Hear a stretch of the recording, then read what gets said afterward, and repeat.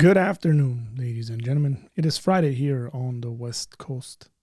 It's Friday, I guess, wherever you are. Most of the places you're at. I was meant to say 3. It's 3 o'clock here on the West Coast of the United States of America. I hope that you are doing well. Welcome. I haven't streamed this week. This is our first stream. I've tried to release videos that I've been working on. From another stream, chopping them up and putting them out there, throwing some shorts out there. So a number of reasons why I haven't streamed. One of them being that I've just been really active in other areas of life, which has required my attention quite a bit. Another one is that my voice is not doing so well. So I'm trying to kind of preserve that and take care of that well enough. So that's that. So he loves the red. I love the red. We love the Reds is the way it's supposed to go. This gentleman is having a hard time with the redness in the room and the kit on my chest. So close to typing, there's a 90% chance he has a Liverpool kit on. I was about to hang out the scarves again because Liverpool doing some crazy business in the transfer market. I seriously am thinking of starting a Liverpool YouTube channel. I don't know if I can handle that is the thing, considering my schedule, but yeah, doing really good business. Trent Alexander-Arnold is officially a Real Madrid player. Thank you very much for the 10 million Real Madrid, which Liverpool have almost instantly when Trent was announced from Real Madrid. Liverpool announced Jeremy Frimpong.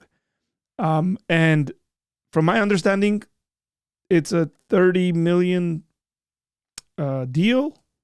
Liverpool's paying 10 million a season or a year. Pretty good business considering that the first season is paid for by Trent going out, paying 20 million for Jeremy Frimpong. Not bad. So I'm really happy today. Had a work meeting, went really well. So overall, things are looking good for Liverpool, considering that they're about to bring in 2 new players over the next week. I guess that'll be announced June 1st. We're going to see some activity, some serious activity. So we love the red, except communism. That's true. Nick, you were with Anchor last week, no? He was just hanging out with me and the dudes. Come on now. I need to see you do some amount of Liverpool fan content. Man.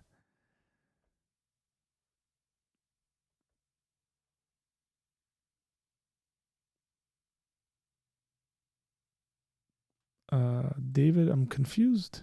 What are all these crowns I'm seeing? What crowns are you seeing?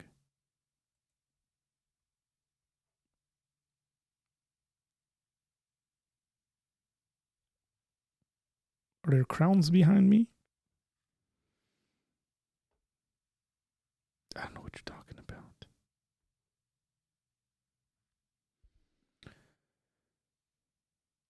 Yeah.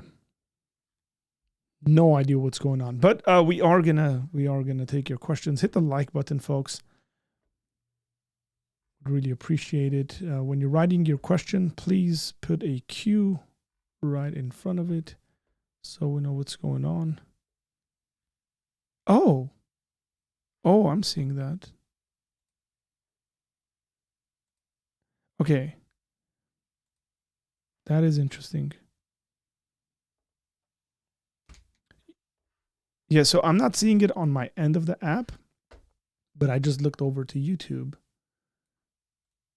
And it's on YouTube. I gotta check this out.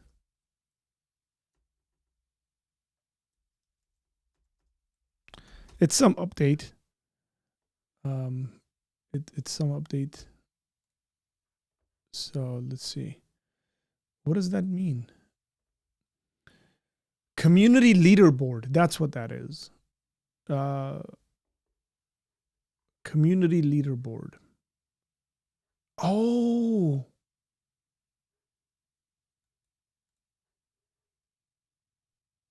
Armen Asador. Sorry.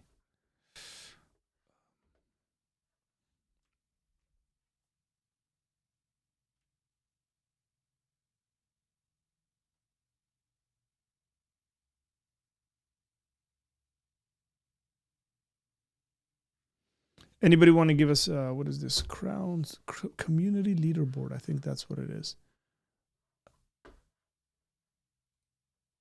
So the community leaderboard right now stands.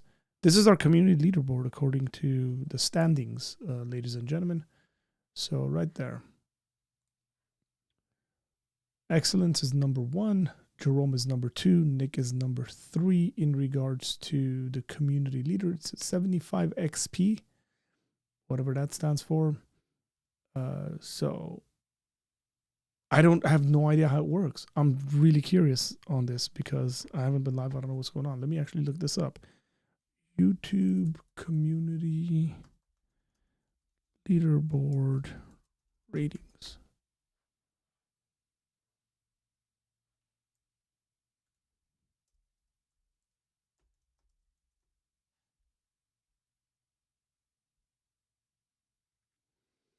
Okay, viewers earn points. Here's what it says. Viewers earn points by actively engaging during the stream. And the leaderboard displays the audience ranking based on their total points.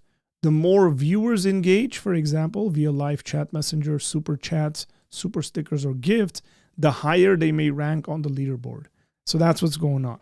So you got to be active. You got to say stuff. You got to respond to stuff. Stickers, super chats, all of that is going to get you up there on the leaderboard. So it's sort of like an internal game competition going on. And I think we're seeing movement as it's happening. Yeah, look, check this out. So we are seeing movement. For example, Nick Quint was just kicked out of third place. And so that's what's going on. Phenomenal. Excellent stuff. That's what's going on. How's it going, Ryan? How are you doing? So it does move around. I'm thinking that... Sorry, I had to laugh because Jerome's in second place.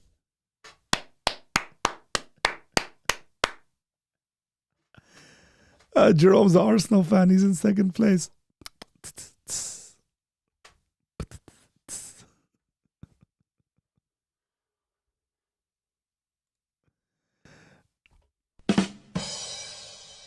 Oh, man. We're good. We're good. Look at that. Look at that. This guy's trying to buy his, he's trying to buy it.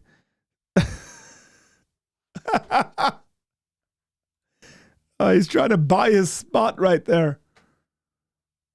This is too good, man. Let's see what happened. It still hasn't updated. I don't know if it's updated or not, but it's got you sitting in third still, even with that super chat. So appreciate the super chat. It'll be very interesting as to how this. It might update every, I don't know, minute or something like that. So, oh, you made the joke before me. Okay. So we'll keep an eye on that in regards to who's rocking it on the leaderboard. That's cool. I like it. That's going to give a lot more interaction between you guys and myself. Again, I'm looking at the questions. I'm going to get to the questions. Nick Quint's put down 2 questions already that I have saved, and we'll get to them. Hey, God bless you too, Ida. Thanks for being here. Okay, so I want to respond to this one that's come in. And this has to do with Gavin's, because I did watch this. Did you see the spirited convo between Gavin Ortland and Redeemed Zoomer? I did. And in it, your denomination got a shout a couple of times. So, well done, Nick Quint. I did watch it. I thought the conversation overall was a really good conversation. I've paid attention to Redeemed Zoomer stuff, not too focused, I guess. I do have some concerns. I do have some concerns in regards to the way he's approaching it. I think, oh man, someone's gonna clip this and make me look like I'm saying something that I'm not. I think there's a certain kind of young naivety about him. I don't know how old he is. You guys tell me how old he is. And I appreciate that to a certain extent. I think Gavin was right on when he was like, hey man, if that's like working and you want to do that, go for it. But that's not for everybody, and be very careful about what you say about, sort of evangelical churches and all that stuff. Be wise about it. I do think he's a bit naive to the larger mechanisms and organizational kind of power and the way these things move in regards to denominations. The thing that I was struggling with the most is, I guess internally, was me, like, so I'm thinking about myself here and going, man, like if I were to join a mainline denomination, I'd lose like a good amount of my community. Predominantly the reason why is because of theological differences. Like, okay, I can't go be Presbyterian because theologically that doesn't make sense. Like, well, you can go be a Wesleyan, let's just say, a Methodist or something like that. Fine. But I'd lose, most of my friends are not Wesleyans. They'd be uncomfortable in the Wesleyan church. So yeah, I think it is a noble desire. I do think it's a bit naive. That's just my take on it. I just don't think practically it works out in regards to power and power structures and being in a setting where you're just like okay with people not being Christians and leading you. Like, that's the thing that I was very like uncomfortable with. Is he said something like, oh yeah, I was in high school, I was a part of a church where the youth pastor or something like that denied the physical resurrection of Jesus. I'd be out of there in a heartbeat because I wouldn't sit under that guy's teaching at all. And why would I sit there and let someone preach and tell me how I'm supposed to live my life as a Christian who denies the physical resurrection of Jesus? Again, I don't mind working with people that are theologically different than myself, but come on, in a church setting, the church I go to, knowing that there are elders or something like that who aren't believers, who could potentially be whatever, atheists or something like that, nah, ain't happening. What's up, Agape? How you doing? What's going on? We haven't put up our counter, guys. We haven't put up our where's our counter?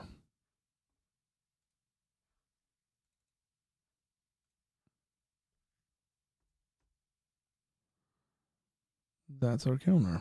Oh, there it is. Is that it?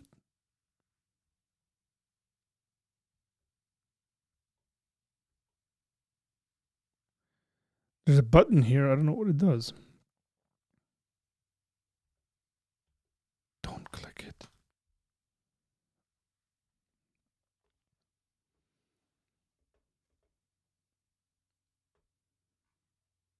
I am keeping an eye on the leaderboard, community leaderboard. So far, we got a 4-way tie for 5-way tie. Oh, man. Yeah, I think we have a 5-way tie. 6-way tie. That's what it is, yeah. So everybody's on 75 points, but it's got excellence in first place. And it goes all the way down to Agape, who's got 75 points, sitting in 6th place. We'll see how this updates.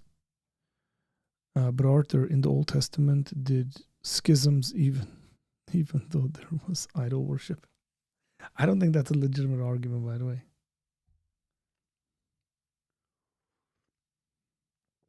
And then my question generally is why doesn't he just go become Catholic? If everything's about this division, the way that conversation was going, um, I just kept thinking to myself, like, everything you're saying to people, the Catholics could say about you. And here's the way the argument would go. It would be something like, well, yeah, the Catholics excommunicated Protestants and X, Y, and Z, but like we've changed our positions on stuff. You should come back to the Catholic Church. And maybe some Catholic has brought that up to Redeem Zoomer. Why doesn't he go and become Catholic? And then he speaks about people as though they're like entities, in the sense of like groups rather than individuals. And I thought that was very, very weird.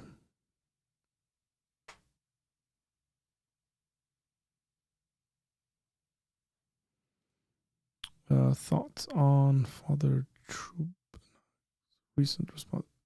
No idea what this is. I haven't seen any of this.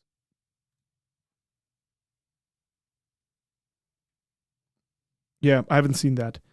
I haven't been in front of. I've been in front of a computer. I haven't been on YouTube that much, you guys. So, you guys, I watched the Redeem Zoomer thing. I just realized I got to do something.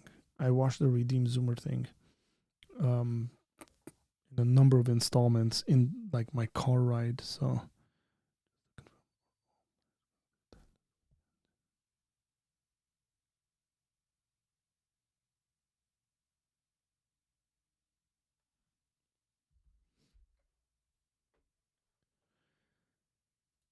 Let's jump into this question, I guess.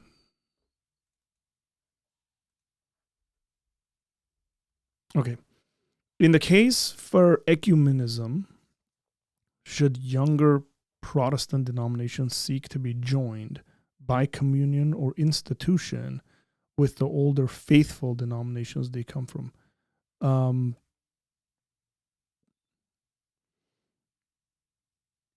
It really depends what you mean by joined. Excellence.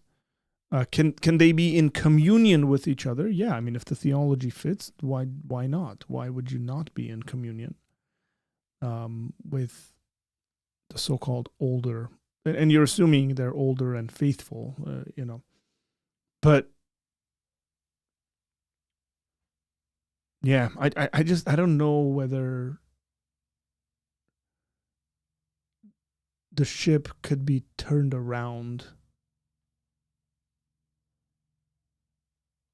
given the situation. And I mean that for like everyone.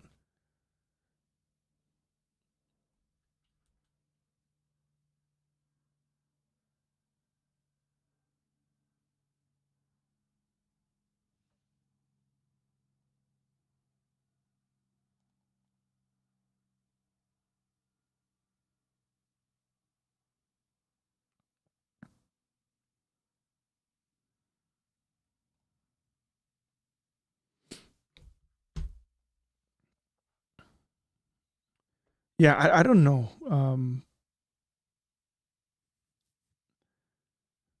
There's too many assumptions there, I think, that would have to be true in order for you to make a case like, oh, they would have to go back or something like that. Or is there freedom in the way we do church? And again, we're talking about Protestant denominations here,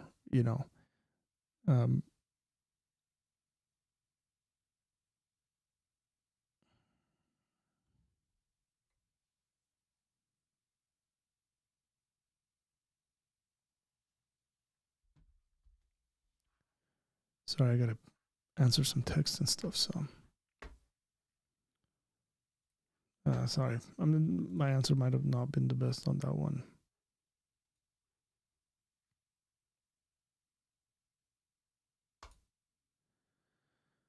Question. Let's see if we want to count this. On a scale of 1 to 10, how likely am I to get an invite to the next barbecue? Because that was godly good time. Much things. You are 10 out of 10. Hey, but just for the audience, just for the audience, um, how good of a cook am I? Just come on. Yeah, I did cook the barbecue. Nick, you might want to say a couple of things about my cooking skills. We let me tell you this.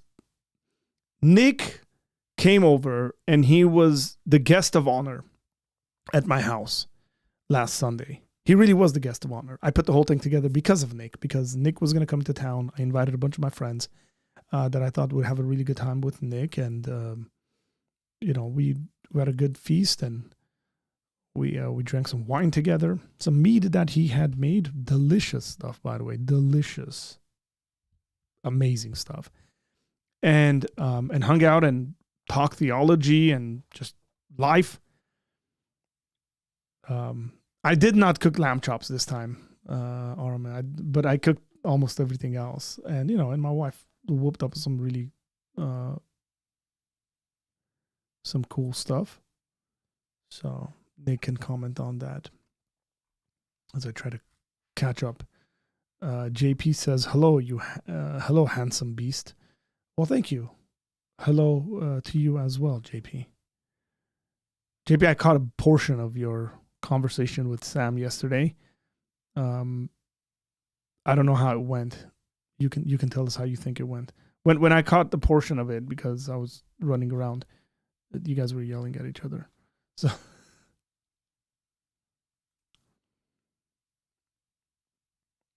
Arthur, you ready for me to try to defend Matt Dillahunty? Bring it on.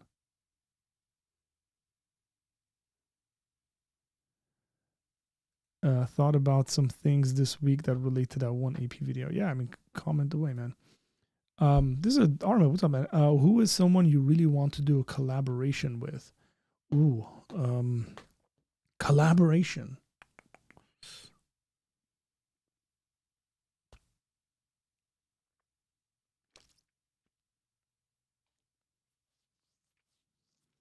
I'd like to do a collaboration with Gavin Ortland or Mike Winger.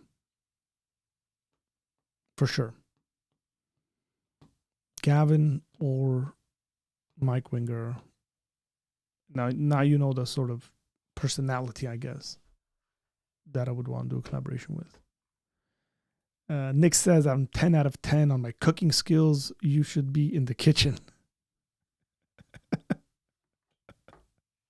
I see what you did there. The thing is that I can barbecue pretty well, but my wife's a better cook than I am.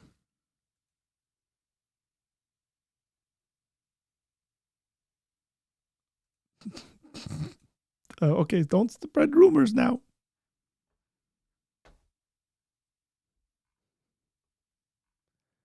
Very lively, to say the least. Yeah. Okay, so we back up to this question.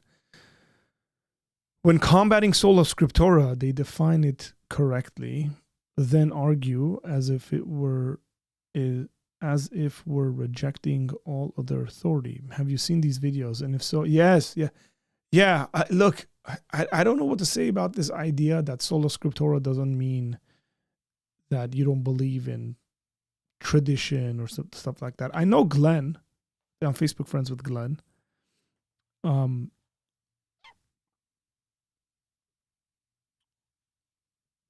But I've seen some of his videos. Haven't seen all, a good amount. But yeah, I mean, my response generally will be for the same reason, for the same exact reason why I think it would be unfair and a caricature to a certain extent, unless they actually use this kind of language of, so Catholics speaking about, praying to the saints or whatever like that. And for the same reason, I will correct people in saying, hey, stop saying they're worshiping these people, these saints who have passed away. Like if somebody said they're worshiping them, I would correct them and say, that's not what they say. Here's what they're saying. Understand them properly if you want to have an actual dialogue with them, is what I would say when it comes to people incorrectly defining what we mean by sola scriptura as Protestants. So I haven't leaned into these conversations, especially online. I do it with my friends. But part of the reason is because this channel is not dedicated to inner Christian. It seems to me that a lot of channels are running out of stuff to say. And then they're gravitating towards having conversations about orthodoxy and Christianity. Orthodoxy and Protestantism and Catholicism, the general Christian umbrella. And I have very intentionally kind of tried to steer away from that. This is an apologetics ministry. And I would like to say, and we're working on a statement of faith. We're kind of revamping the websites, working on a statement of faith that the primarily we're going to defend Nicene Christianity. It's a mere Christianity ministry. Like we do apologetics for the purpose of evangelism because we want to see people come to know Jesus. Now, when there's conversations and there's theological conversations and developments of that, obviously. So some of it you can't avoid. You have to talk about it. I'm just saying, for the most part, I try to kind of steer away from some of those conversations. So, hey, a big congrats to Arma. Arma was able to get, that's so cool. You got Gary Habermas that you're going to, Arma, my suggestion would be have some questions written down and make it good, brother. Make it good. Mike Winger and you would get along well. Yeah, we do get along well. What is the XP thing? It's the power you have. Nothing's moved so far. Everybody's on 75 from what I'm looking at. Not everybody, but the leaders are at 75. It's just the leaderboard. It's whoever's the most active in the chat. In all the cool ways.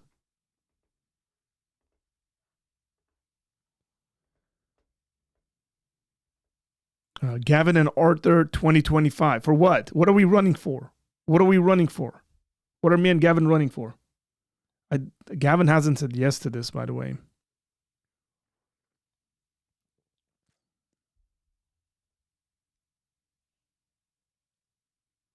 You haven't linked up with Chad Winger yet?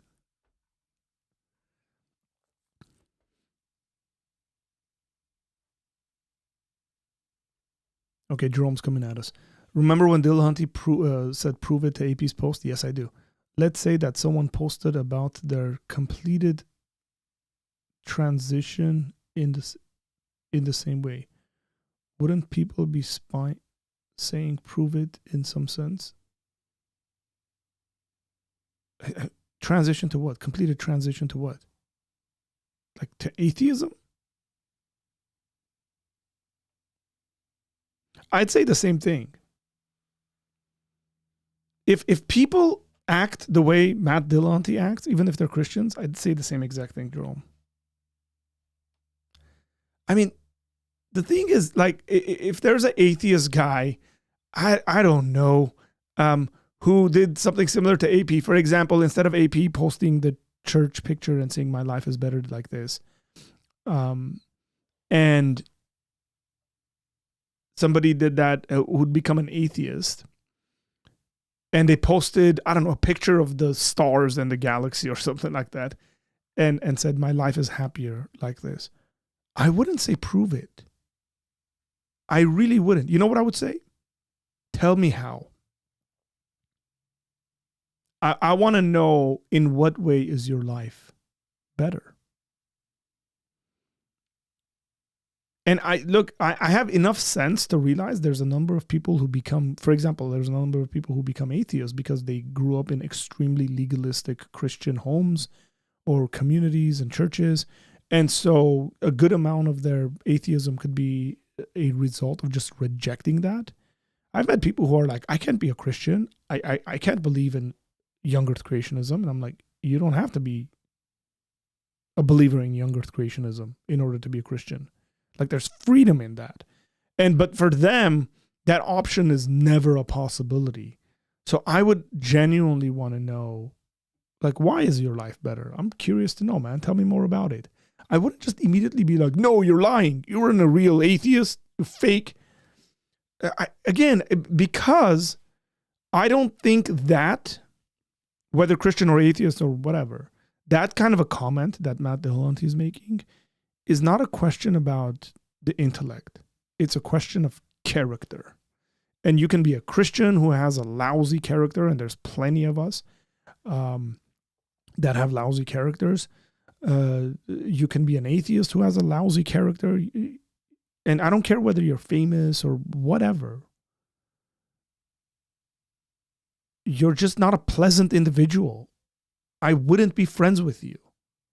You're a Christian. I wouldn't be friends with you. It's great. I'll inherit eternity with you. You're just not fun to be around. Hopefully, when you're glorified, you'll be a little more fun to be around. And so whether it's an atheist or a Christian, if they come at it like that, somebody says, I'm happier like this. If somebody left Christianity and said, I have a happier life now, like this. And the first thing a Christian responds is prove it. I tell that individual, like that other individual that was in the comments, who's an atheist, told Matt, you're annoying, essentially. I'd tell that Christian, man, you're annoying. So that's my take on that. Eric Mason and Sean McDowell interviews. Sean McDowell have recently, come on, ladies and gentlemen, Sean McDowell has recently started following us on Instagram. Come on, Sean's great. Great dude. Would love to. Spoke to Sean about having him on the channel. He's got a lot of stuff going on, so hopefully we'll have Sean on. I need, one of the things I've really put off this year has been my interviews, my podcast interviews, specifically with scholars. And so we're going to kickstart that up again and get a number of people lined up for those interviews. So, and I'll reach out to some of those folks. So, Gavin Ortland would be one of them. I reached out to Gavin. Last time I reached out to him, he was like, no. He was on sabbatical. Yeah, I agree, Jerome. I'd say the same exact thing. Just bad character. Ladies and gentlemen, we have a change in the community charts here. Just want to bring it to your attention that Arame has come into third place right here, but closely followed by all these other 75 folks.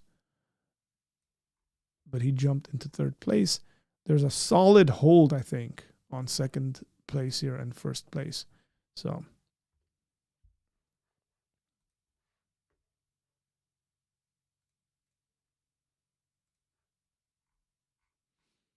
excellence is just rocking it, man. Absolutely rocking it.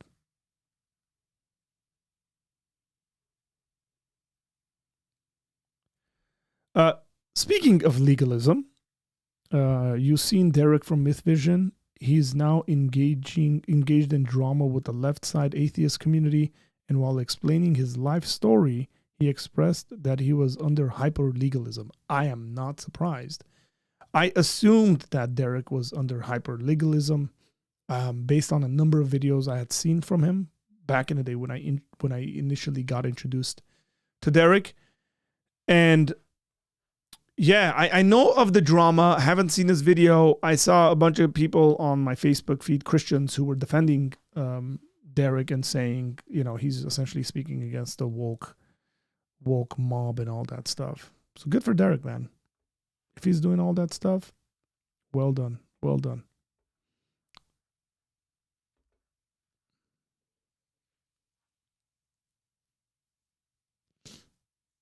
Ooh, look at that. Come on.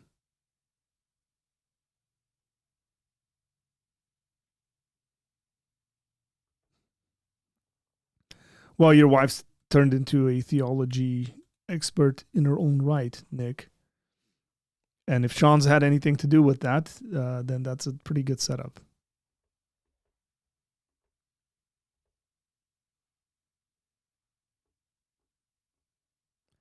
Yeah, but fundamentalism and legalism kind of sort of go hand in hand, Jerome.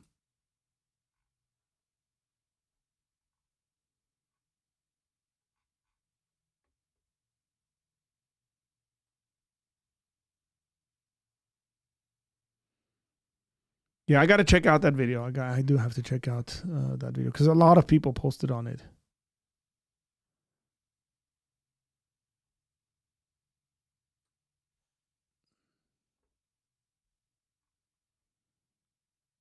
Okay, this is edited. Let me see. Thoughts on recent Eastern Orthodox and Roman Catholic responses to the five solas. Yeah, I think there's nothing else I can say about this. The interesting thing is that the Roman Catholics and Eastern Orthodox, and it's so all over the place because you'll have certain individuals that are obviously like in the dialogue and stuff, and then you'll have other individuals who are anathemizing one another and talking about how Roman Catholics aren't real Christians and Eastern Orthodox aren't real Christians. And it's, to me, it's really interesting. It's funny, actually.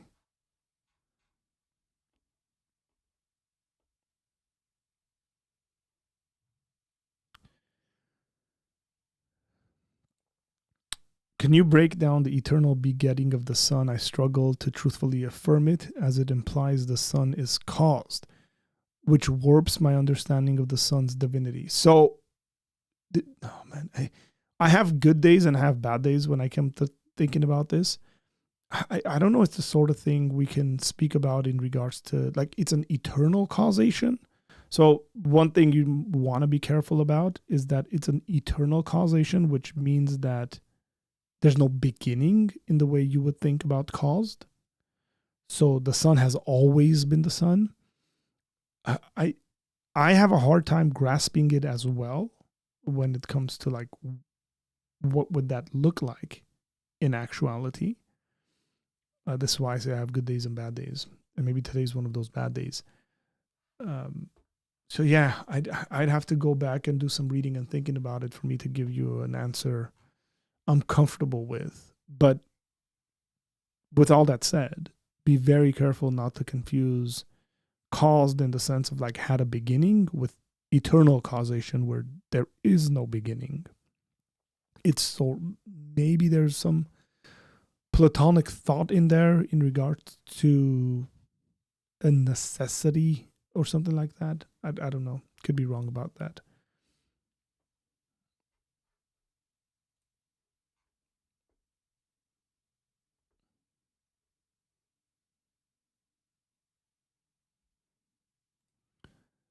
Drum, I'm just saying, look, I can say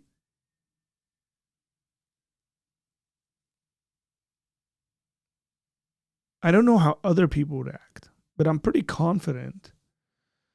I'm pretty confident in regards to the way I would act. Meaning, I would just tell people, hey, your character is bad. Grow up. Stop saying stuff like that about people. It's just the way I do ministry, man. But the internet, especially Twitter, seems to be like a cesspool of just like bad characters. That's one thing, like you get communities where they attract similar kind of personalities, and then they become really loud. And I'm not interested in developing a community of just loudmouths who just say loudmouth sort of stuff. I'm interested in developing a community of people who are well thought out. And yeah, I would, if people act out like that, then I want to tell them, don't do that. It's unnecessary. There's a better question to ask. There could be exceptions you can come up with, but that would be a general rule I would have.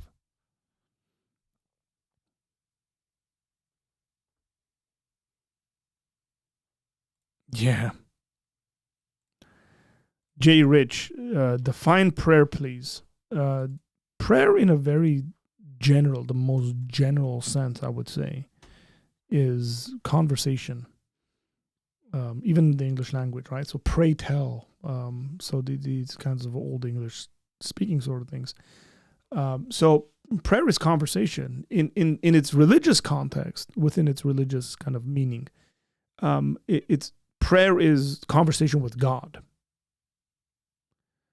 Now it could have other uses and stuff. I would have to check out and see what the. Let me actually check this out. Like the way the Bible uses the term. Let me see. Prayer.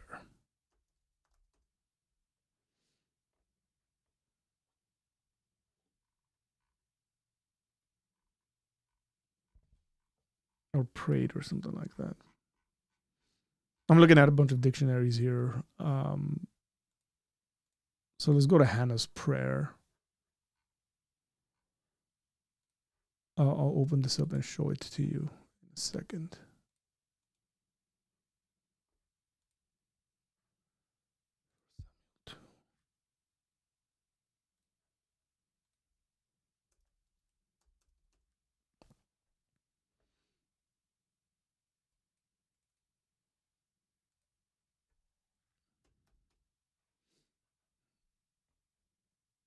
Okay, and Hannah prayed. So this is Old Testament, okay?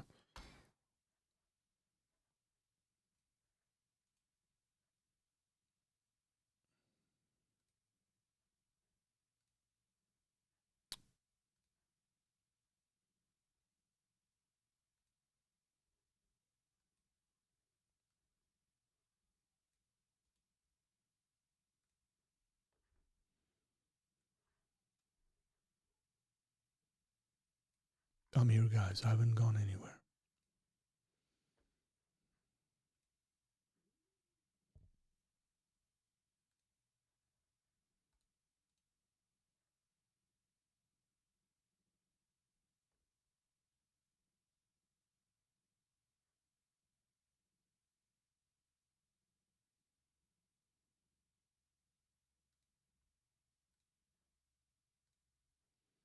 It's not giving me, it's not pulling up what I want to.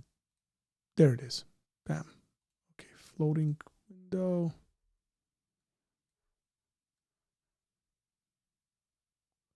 Again, this stuff I'm doing is on Logos Bible Software, and there's a link where you can get a 60-day trial to Logos Bible Software. So, okay, so here's the word that we're looking at.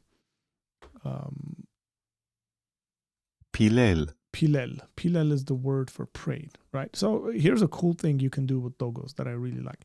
As you can tell, the word is translated many other ways. So pray, prayed, praying, prayer. It's also offering, offers, intervened, expected, plead, please, mediate, intercede. Okay, let's look at, it's mostly translated as pray, prayed, pray, prayed, or praying. Prayer is over here as well as a translation, but you can click on it and then it's going to give you like all the passages where it's used. And one of the cool things you can do is see if there is anything other than God that this word is directed towards, right? So Genesis 20. Now then, return the man's wife, for he is a prophet, so that he will pray for you. So the assumption there is praying to God for you. Abraham prayed to God, and that's the 10 verses later, right? Numbers. Then the people cried out to Moses, and Moses prayed. Okay.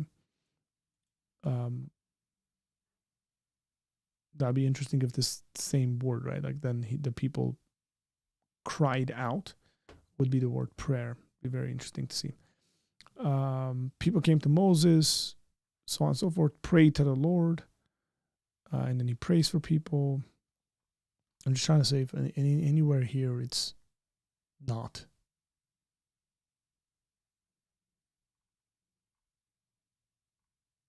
My general feeling is that there isn't any.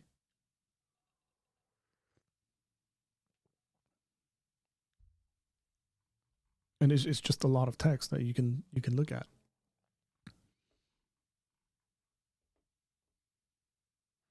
Likewise, when a foreigner who is not of your people Israel comes from a far country for the sake of your great name and your mighty hand and your outstretched arm, when he comes and prays towards this house, that's the temple.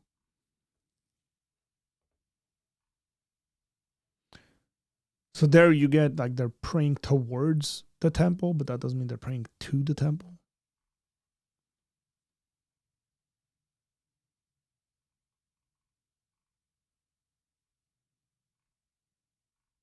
I don't know if you guys got references here. Isaiah should be interesting because there's some interesting stuff happening in Isaiah. Give attention to the sound of my cry, my king and my God, for to you do I pray. Moab presents himself.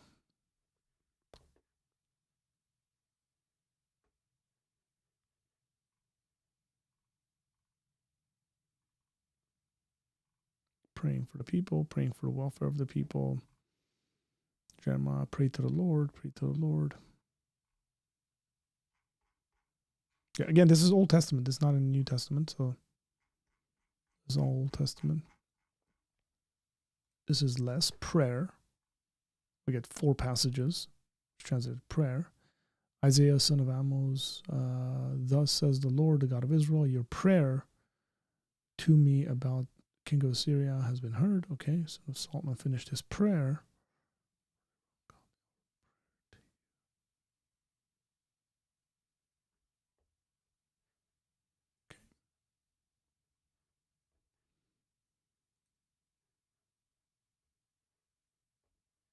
So there's again God interceding.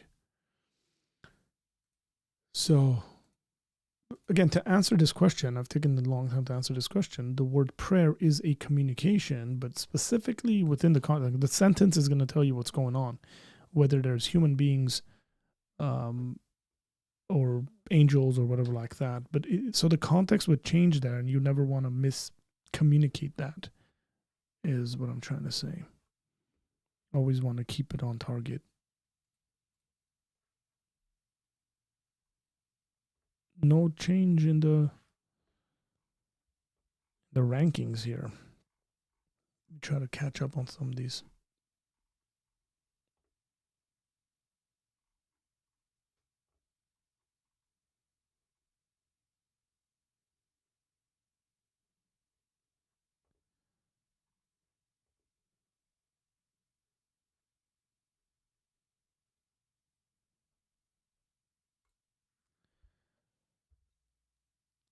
Are there any other Christians in the chat? Do you recognize, to any authoritative degree, the apostolic popes, bishops of bishops, and I guess the Archbishop of Canterbury? Should we?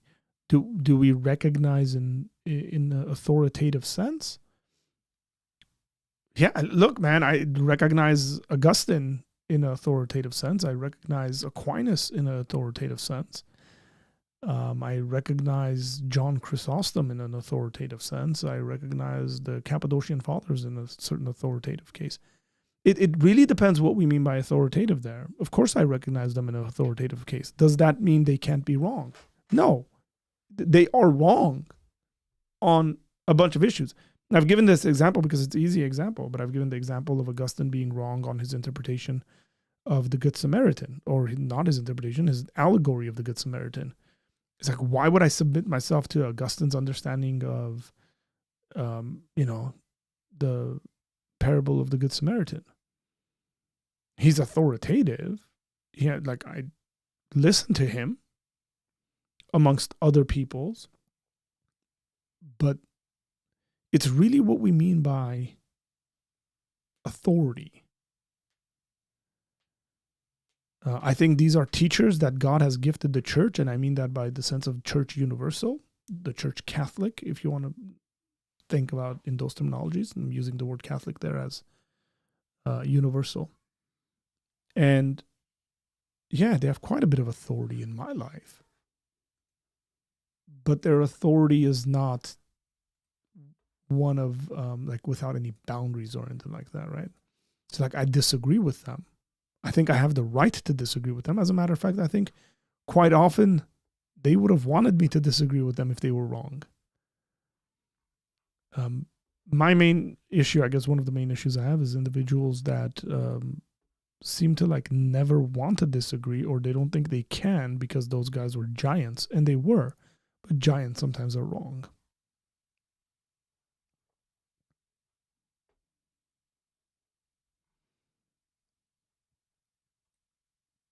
Watching JP and Sam debate, just was curious. My understanding, you pray to God. Prayer means communication to God only, but I don't know the info outside of the Bible.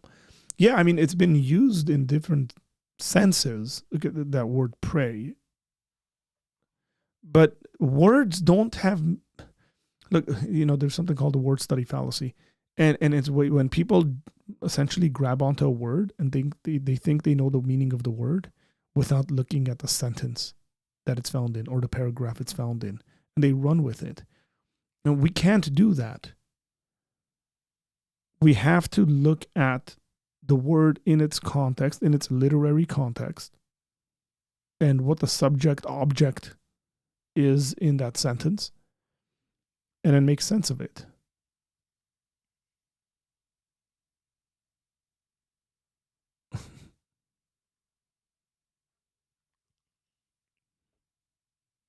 I have not seen the Jordan Peterson video. Not seen a lot of, well, I've seen like thumbnails and titles about it, and so many people have made stuff about it, but no, I haven't seen it. People, yeah. So I don't know what's happened. Like maybe I know like 3% of what's happened. But if my guesstimation is right, even the title, I guess, was changed. The title was like Christian versus 12 or whatever, 20 atheists or something. I don't know how they worked that into it, because I don't think Jordan Peterson is a Christian. Unless I'm missing something here. Christian influence or something like that, but I don't think Jordan Peterson would be the individual to defend Christianity. It's a lot better people you can have defending Christianity to a bunch of atheists. And knowing Jordan Peterson, he was probably going around subjects and saying, psychologizing the situations, because that's what he is and that's what he does. That probably would have frustrated a lot of people, because he wasn't giving straight up answers. That's what my guess would be. Again, that's based on very, very little information that I've seen online. But yeah, I wouldn't have. If I was Jordan Peterson and told me they were going to make a video called Christian versus 20 atheists, I would have said no. And maybe it's a ploy. Maybe it's some kind of a marketing ploy, but by what are they called? Jubilee. And I know they've changed the title. I don't know whether they told them this is always going to, there could be all sorts of agents and stuff like that involved in these things. Like, hey, change the title because I'm not really defending Christianity. But it seems like the people showed up thinking he would be. I don't know why he would even take something like that on. It seems very weird to me.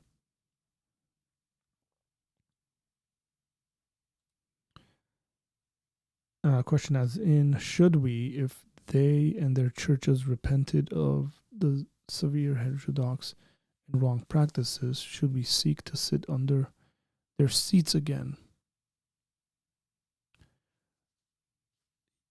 Yeah, I mean, you're going to have a conversation about ecclesiastical practices. So not everybody agrees on their ecclesiology in regards to like what the church should look like. And it's when you say something like, should we sit under their authority, it assumes a certain kind of ecclesiology that not everybody's in agreement with. And so that would be very difficult.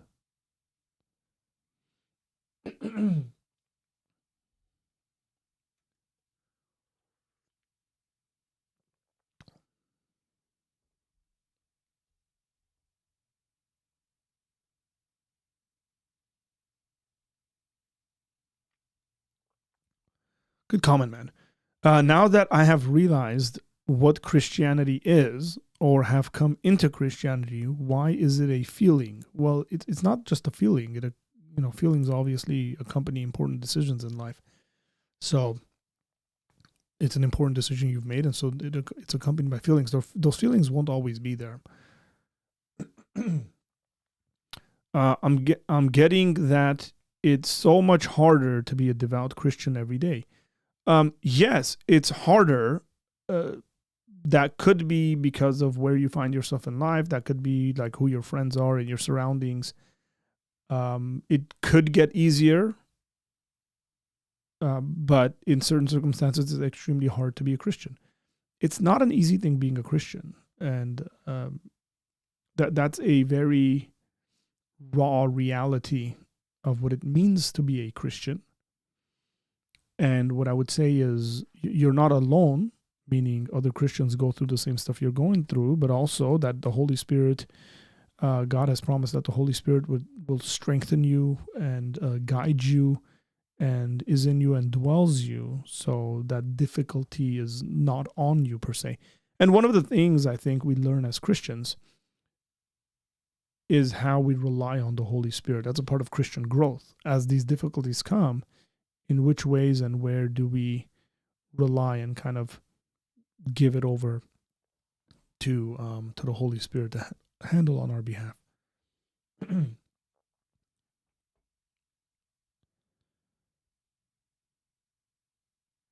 Jubilee has a very loose definition of Christian. Correct, because they had a Mormon guy defending Christians.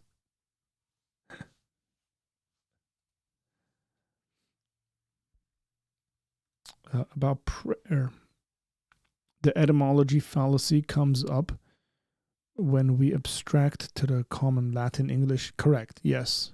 Meaning of pray rather than understanding the contemporary use of New Testament, Old Testament Hebrew. That's completely true. That's why I opened up the software and showed that the word prayer is used in relation to God. In at least the ones I looked at, in every single one of the contexts that had to do with God. Arthur, on Jubilee when? They want to have me on, I'll go on. They can bring whomever they want. That would be fun. I mean, that's what I do essentially when I'm streaming. It's just I'm not in a weird warehouse, in a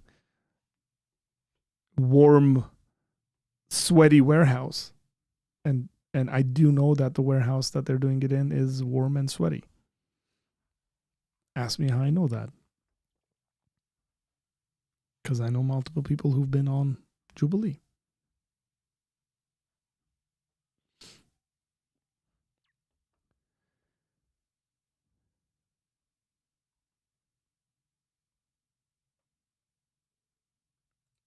Peterson abused the word worship to make one of his prompts. He got shown up for it, and the Empire has been trying to defend him. The Empire. The Apologetics Empire. The Empire. Star Wars language. Trying to defend him for seemingly no reason. I mean, look, if he misused the word worship, then he misused the word worship. I don't know what to say. It's not like, Lena, this is my issue, I guess, with individuals that are big names like Jordan Peterson. Sometimes we act like they can't ever make a mistake.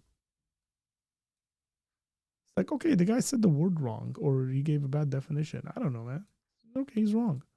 Moving on, Why can't we just say he was wrong? I say Jordan Peterson's wrong on a lot of stuff. I've done reviews and I've talked about how his hermeneutics is off the wall bad. Okay, here we go. Agape's got a question. Arthur, can we touch on theistic evolutionists? Okay. You brought it up very briefly on a different live, and I would love to learn how this doesn't put them outside of Christianity. So in what way does it put them outside of Christianity? So I would like to know your reasons. So here's what they're arguing for. God created the universe. God created all the initial life forms on the planet, and God guided the evolutionary process to accomplish his purposes. That's essentially a dumbed down version of without getting into the science of it, of theistic evolution. Like, so it's the process in which God ended up getting whatever he has desired to get. What part of that puts them outside of Christianity?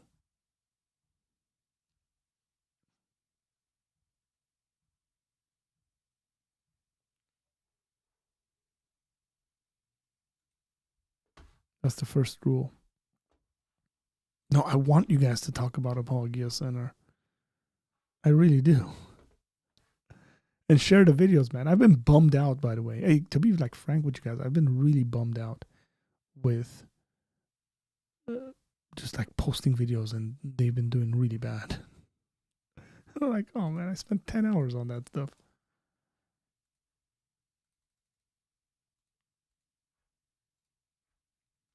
So share out the videos, guys. I'd really appreciate it. I mean, assuming you like it. Don't share it out if you don't like it.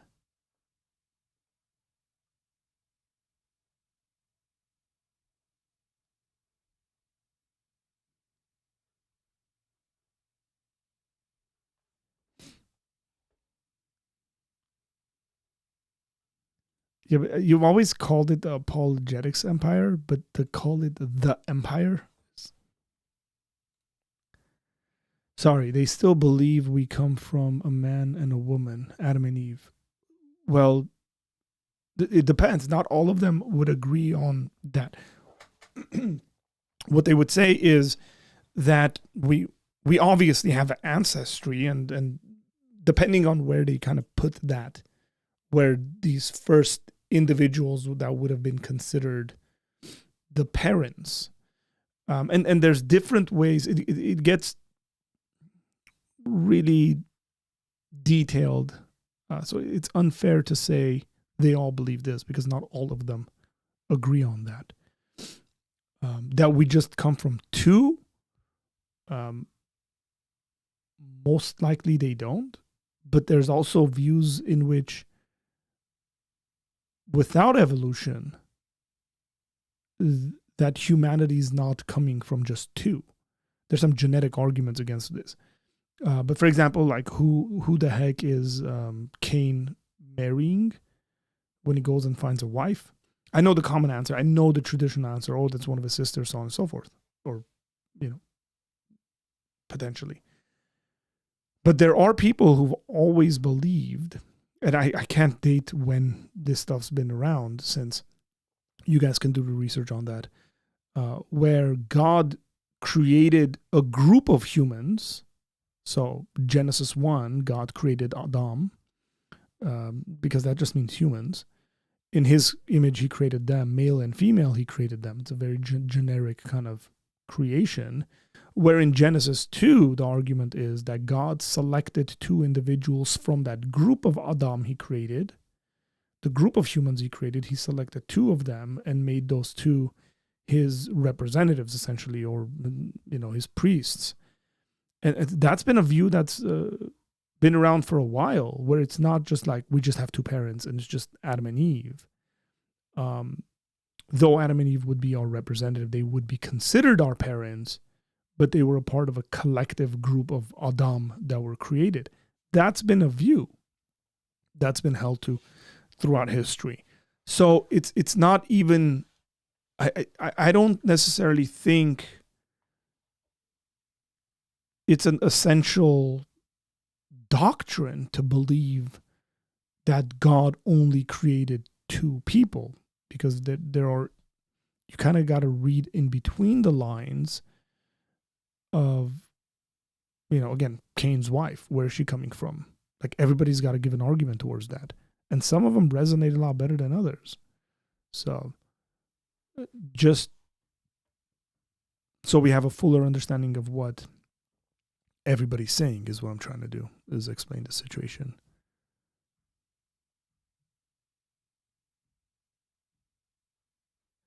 All right, it's okay. I appreciate your encouragement. Thank you. I'm grateful, by the way. I'm very grateful that even whatever, like when I look at the numbers and I'm like, oh, 80, 90 people watched it. Like I'm very grateful for that. That's 90 people. It's actual 90 souls who watched this. Like, if I got invited to speak to a group live and there was 90 people there, I wouldn't be complaining. So I'm not tripping out. I'm just sharing my heart there. Sometimes it's like expectation. Sometimes I'm looking at it, I'm like, I think this video will do good. And then it just doesn't. I'm like, really? I thought it was pretty good. Why is it not doing? Okay, I don't know. Maybe it's my thumbnail and title and all that stuff, most likely.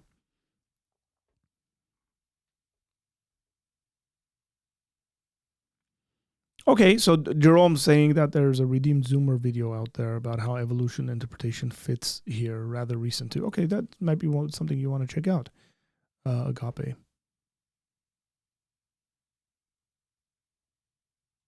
Thank you. That's fine. That's not abusing your power. You're doing what you're supposed to be doing. It's okay. We'll give Redeemed Zoomer a shout out here.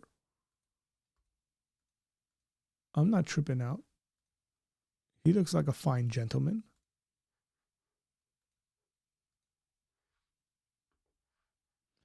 Where are we at when it comes to the rankings here?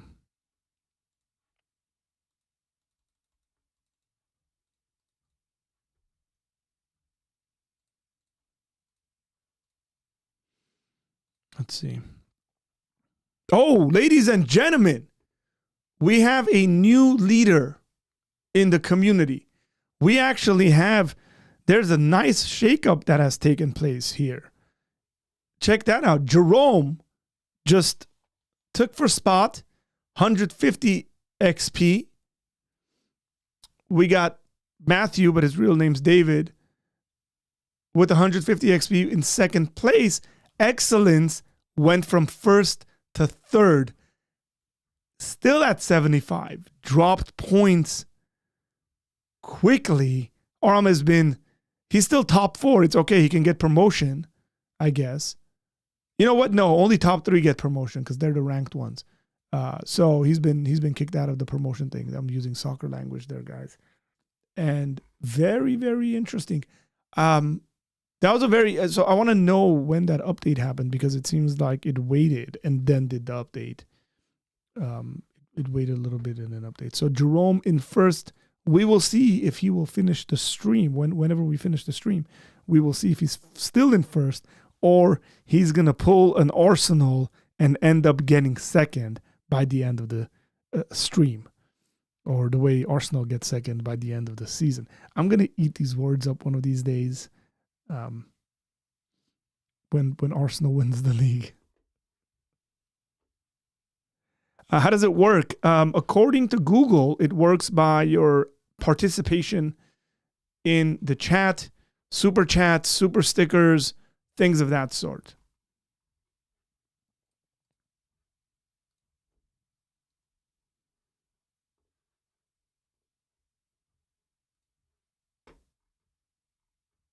So Agape, you're in 8th place, but you're tied for 8th place with the 4th place. So 75 XP. All of you first top 3. Oh, another update. Man, Jerome just got dethroned quickly. Excellence is back in his spot, back on the perch. Jerome's back in second, and David's in third. Said I've been participating the heck out of the stream. Yeah, man, that was quick. I can't help myself. You got knocked off your perch. My books are falling over. Oh, they are. Look at that. Why are they falling over? That's okay. We'll fix them.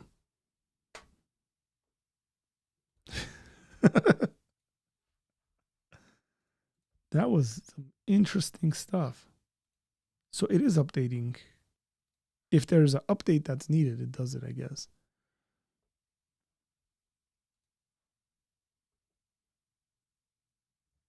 Very, very interesting stuff going on.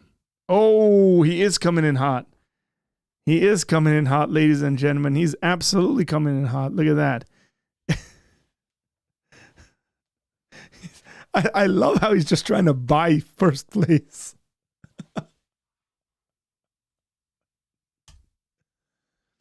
I'm curious. Oh, no, I don't want to end the poll.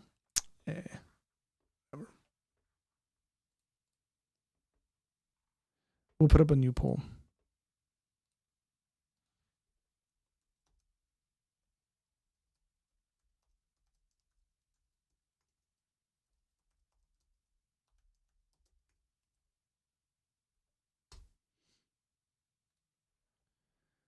Just put up a poll about the ranking system. I said, do you like the ranking system? Go ahead and vote.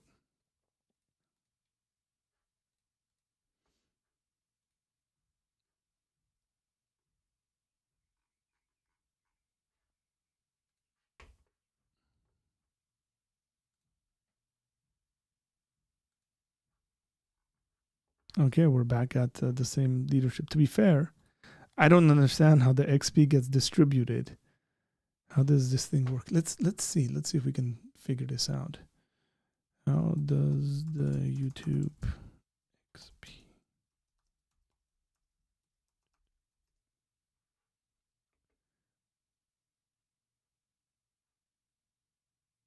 Okay, so here's what it says. Okay, it says YouTube's XP doesn't refer to experience points in a game, but rather a system of giving rewards and badges based on engagement and participation in the platform. It's a way for YouTube to incentivize users to contribute to the community. XP distribution is tied to how actively you participate and engage with the platform, like commenting on videos, liking or disliking videos, and sharing content. There are various ways to gain XP, including contributing to discussions, participating in comment sections with constructive feedback and thoughtful replies, sharing content. So, okay, guys, I don't think this is only for my stream and my channel. I think this is your overall interaction on YouTube with other channels. And I have a feeling that this resets every month. Like we all have it. Let me see. Let me comment here.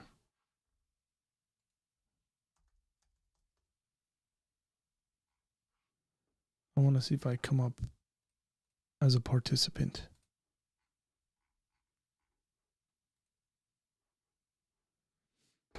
So, okay, because look at what it says. Participating in communities, engaging in common community discussions and threads. Your likes and dislikes on videos can also contribute to XP. Yeah, because I remember that they released a video explaining this. It just hadn't been released and I guess just got released. So other factors like the quality of your contributions and the overall engagement with your content will impact how much XP you gain.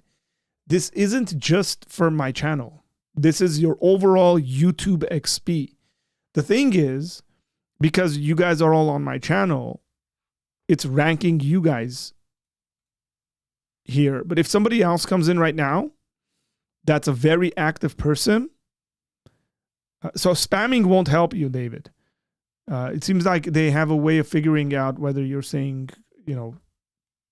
constructive kind of sort of stuff in the comment section. So if somebody comes in here right now that's like very active in other platforms, they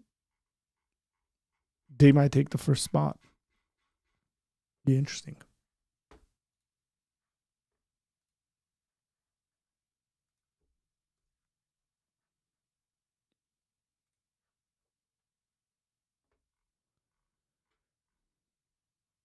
But it's getting updated as well because you guys are on the stream live and interacting and all that. Mods don't have an unfair advantage. How? I just wanted to know whether it would.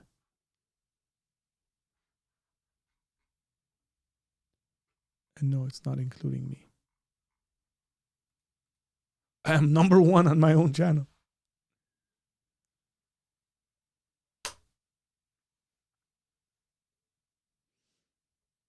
I know who Braxton Hunter is, yes. I know. I've met Braxton maybe once, but I know who he is, yeah.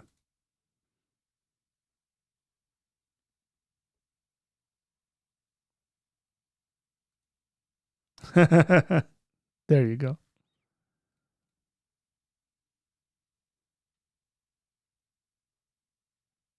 Yeah, there you go. There you go.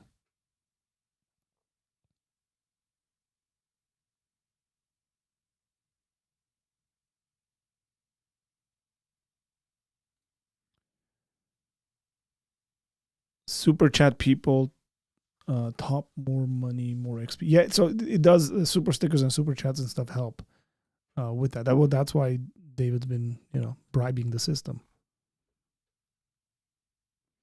He did a debate review with a theist guy called Matthew Adelstein. I feel like you'd enjoy it. Trinity Radio.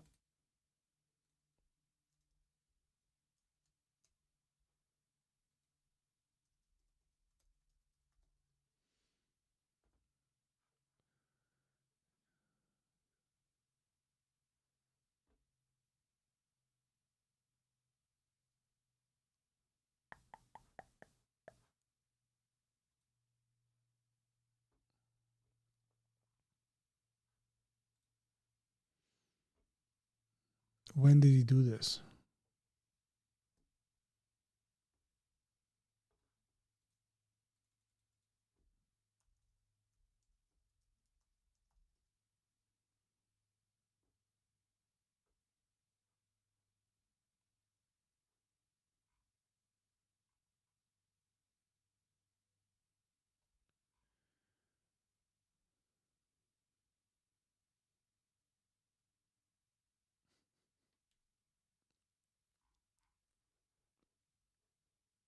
Text me that link, Jerome.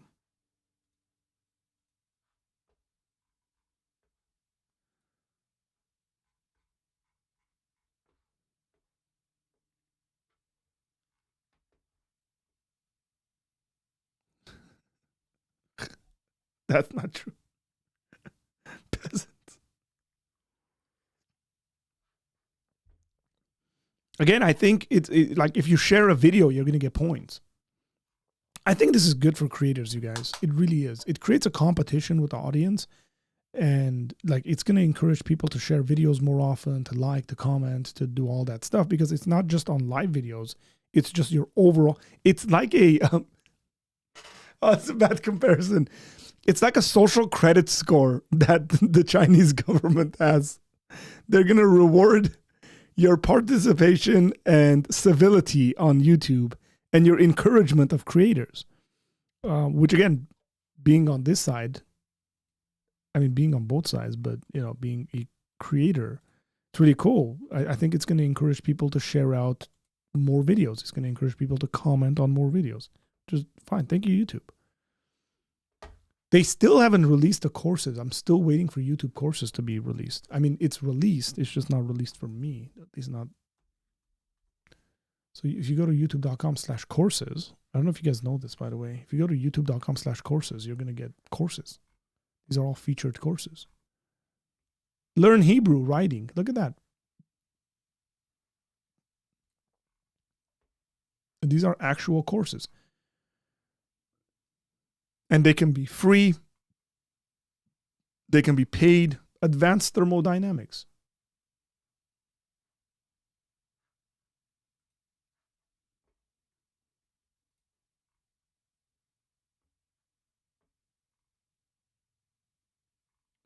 So I've been waiting for them to give me access to this so I can load up some of the courses that I've done.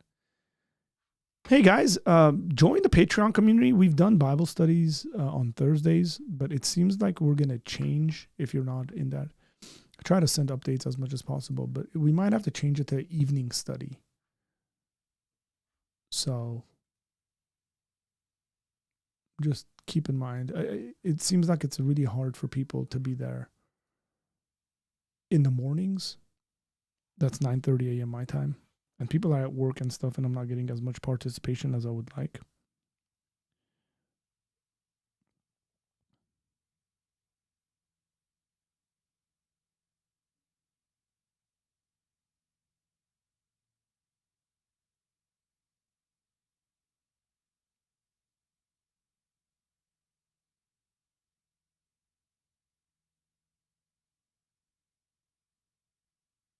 Okay.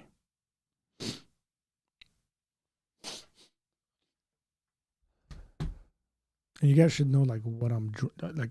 My tea, my voice is crazy, and I made it myself. I got ginger in there, I got lemon in there, I got honey in there. Just trying to keep my voice from dying on me.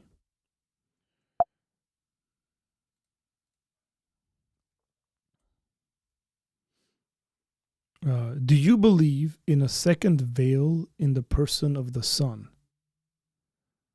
The first being the veil in which the incarnation into a physical body acts as a veil even in transfiguration, and the second being.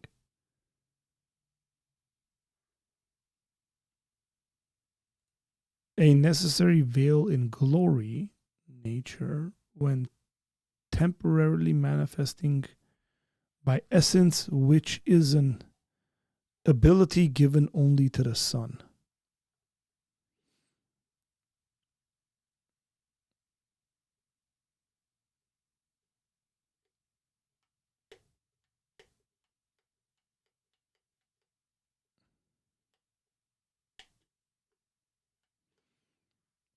Do you believe in a second veil? I'm having a hard time understanding your question, to be frank, or like the source of your question.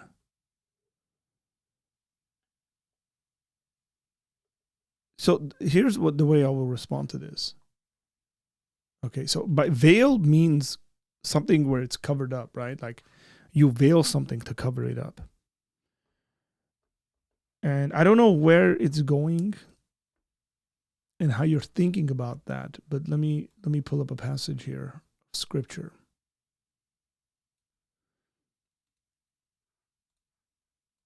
And I think this might be helpful to our conversation.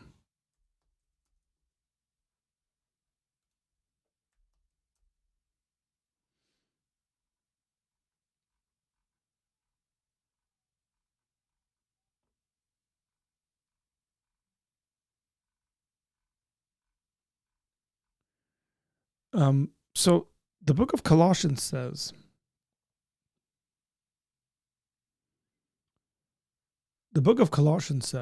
he is the image of the invisible God, the firstborn of all creation. For by him all things were created in heaven and on earth, visible and invisible, thrones, dominions, or rulers, authorities. All things were created through him and for him. Okay, he's before all things, so on and so forth. Verse 19. For in him, this is Jesus, all the fullness of God was pleased to dwell, and through him to reconcile all things to himself.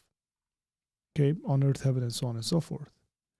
Goes on to whether. So the idea here is that he's not veiled. That the incarnation implies a revelation, the revelation of God in the person of Christ. That the fullness of God dwells in him bodily. And so this idea of this veil and then these hiding sort of things going on is really strange to me. It's definitely not a part of Orthodox Christian thought, historical kind of stuff that everybody would agree on, Catholics, Protestants, and Orthodox. You're saying it's the Palamas theology.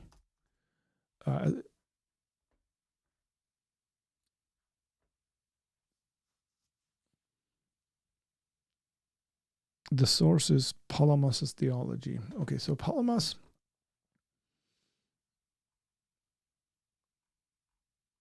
Was this guy excommunicated as a heretic?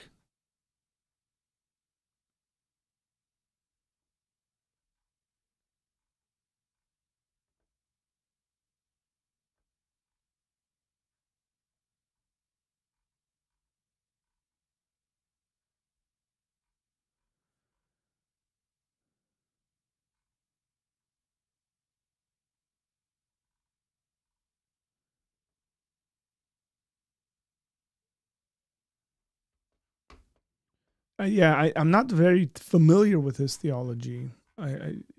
Those words would have to, like, the fact that you're asking me, do I believe in that? I don't think I do. Let me just very frankly say that.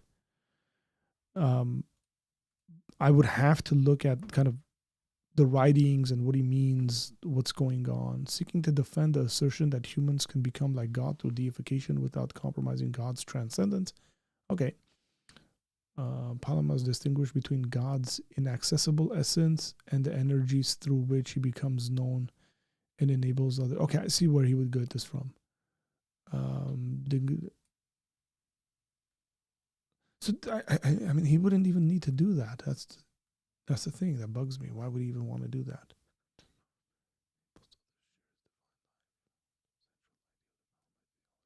So the central idea of the Palamite theology is a distinction between the divine essence and the divine energies. That is not a merely conceptual distinction.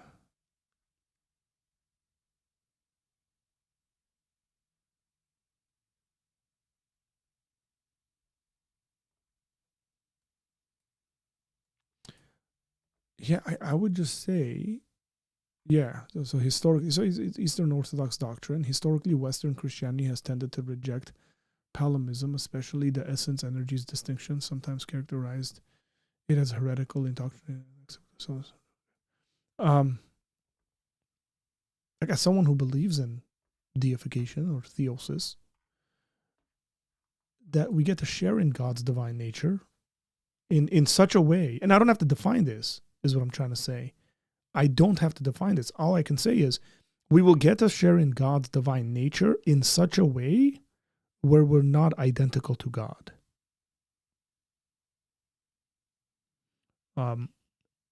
And I could just punt it to mystery. I'd be comfortable with that. Which to me seems to be like obviously the case. We're created beings, so we can't ever be elevated to such a place where we're equal to the uncreated God. But somehow we get to share in his divine nature without having to do at least face value at some of the stuff that I'm seeing here, both in your writing and online.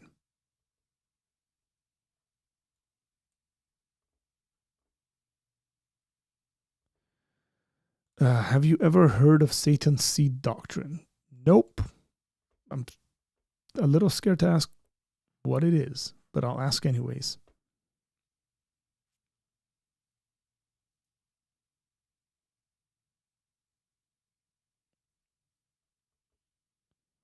Hey, take AJ Rich. God bless you. Thank you.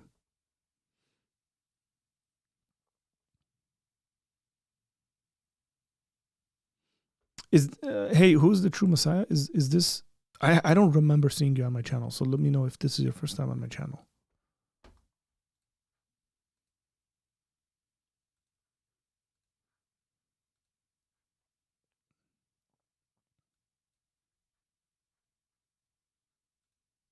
How are we doing? Okay, we're doing good. We're doing good.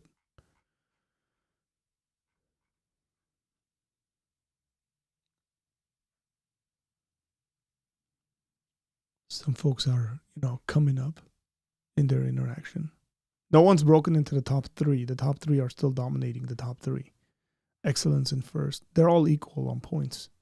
Ryan, who was claiming, did you guys see Ryan earlier was like, oh, we peasants can't X, Y, and Z. Ryan has the same amount of XP now as the top three, even though he's sitting in top 4 for some reason. So just trust the ranking system here. So Ryan just saying, man, it doesn't really have to do with, how wealthy and rich you are. Ryan's like in the background sharing all the videos to like his. He's not going to share this to Facebook, share this to Twitter, send this in Telegrams and WhatsApp. It's your second time. Okay, welcome. Teaches that Satan got Eve pregnant. Oh my gosh.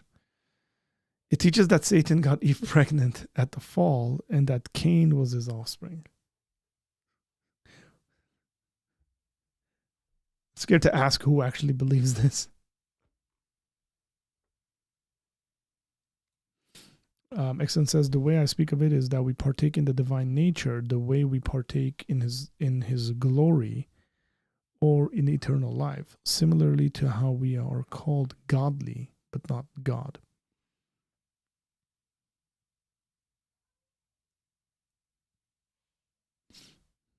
Okay.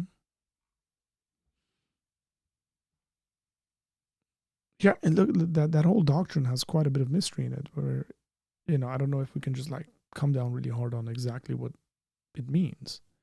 I think it's probably a lot more important to say what we don't mean in that doctrine. So doing negative theology, like we don't mean you become God, like you're equal with God. We don't mean that. It's when we are without friction to God's will, his glory and divine nature works freely through us, and we partake in eternal life by his grace, although we aren't eternal into the past. That's I just used the eternality in the past was something that I used to kind of communicate an idea there. The leaderboard is awesome, bro. Don't hate on the leaderboard. I'm loving it. But part of the reason why I love it is because I'm so competitive, and it's just another random thing to like try to win. I could be petty sometimes. I get it. I just, if you give me a piece of steak, we'll create a game with my buddies and like compete over it. So I love competition.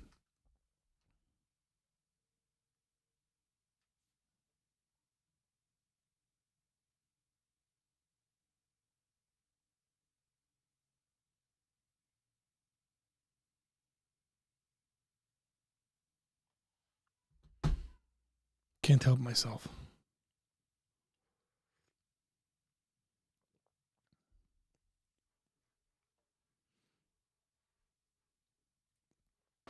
Someone finally is asking a Bible question.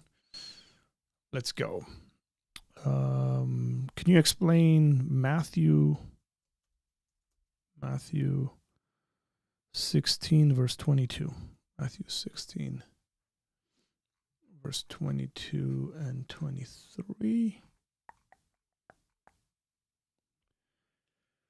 When Jesus tells Peter, I rebuke you, is it Peter, from what I understand, trying to protect Jesus, basically saying, I'll go anywhere where you go? Okay, let's look at the whole context, okay?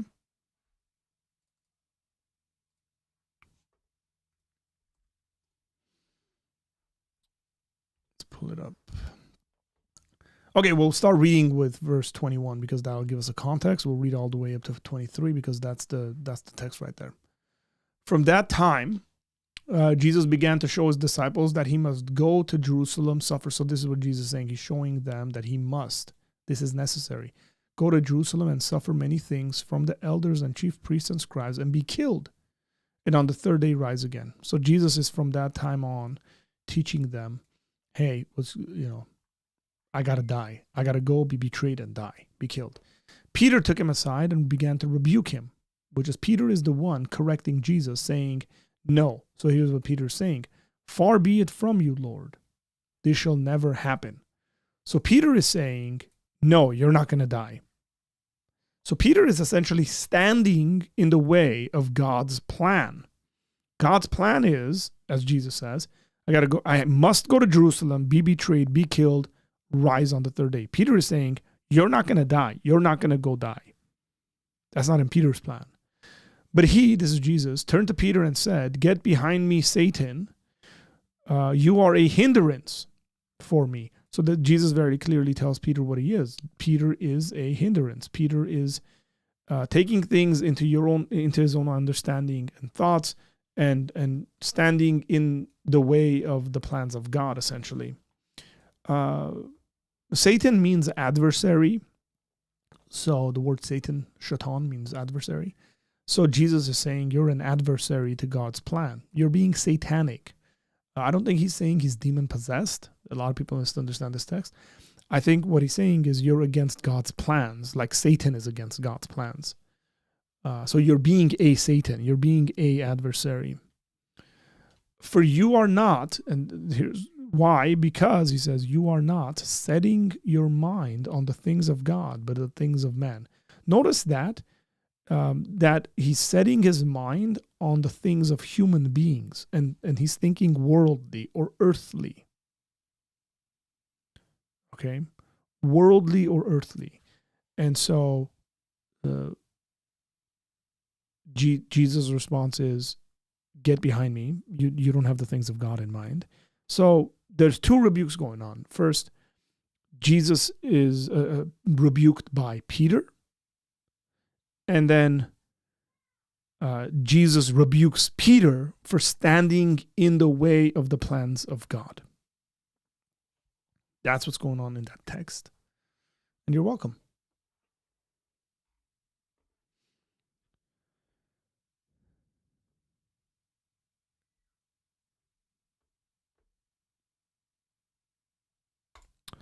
Can't wait for Arthur to try to beat me in FPL next season. Look at that. Look at that. Hey, I want to change FPL up. I want to do a draft system this year, Jerome. I might need your help in doing that. So let me know if you're down to help me with that, I'll text you and we can hopefully set that up. Where we don't all have the same players, essentially.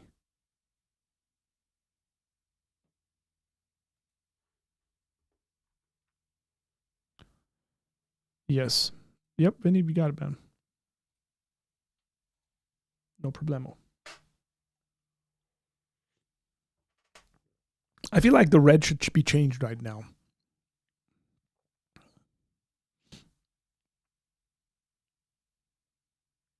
Let's change it up.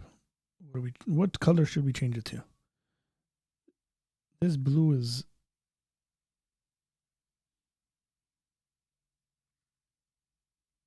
Make it blue, make it blue, make it blue, make it... That's good. That's purple.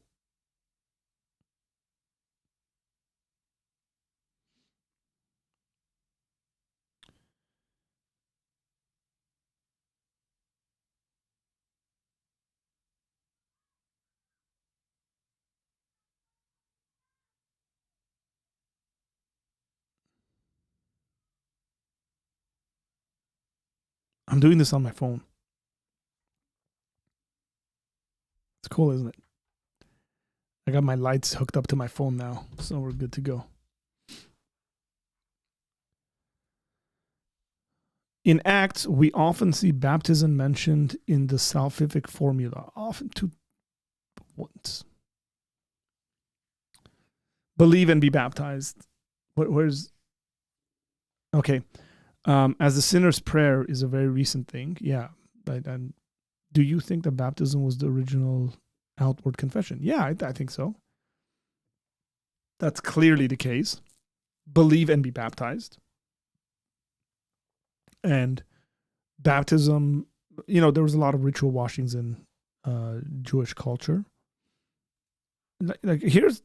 Every believer should be baptized, you guys. Every believer should be baptized. That's a command.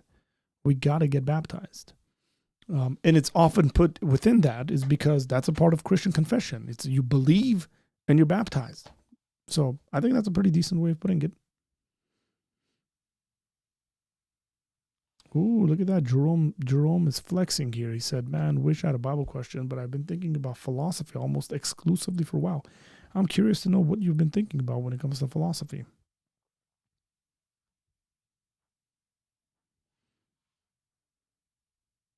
Oh, it's all good, man. What's up, Ivan? How you doing? Ivan says, what was the red for? Looks like a Star Wars or something. Liverpool, man. Anytime you see red. Even though these black jerseys from these are the third... These are the away kits? Yeah, they're not the third kits. I forget what the away kits were.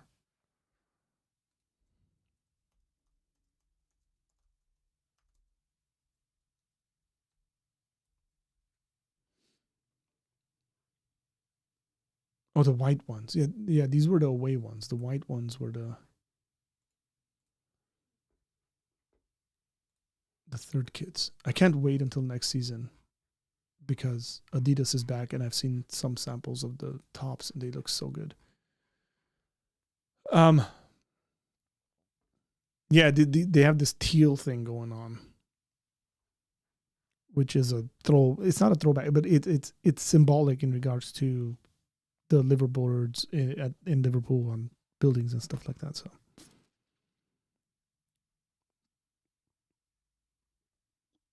not Star Wars.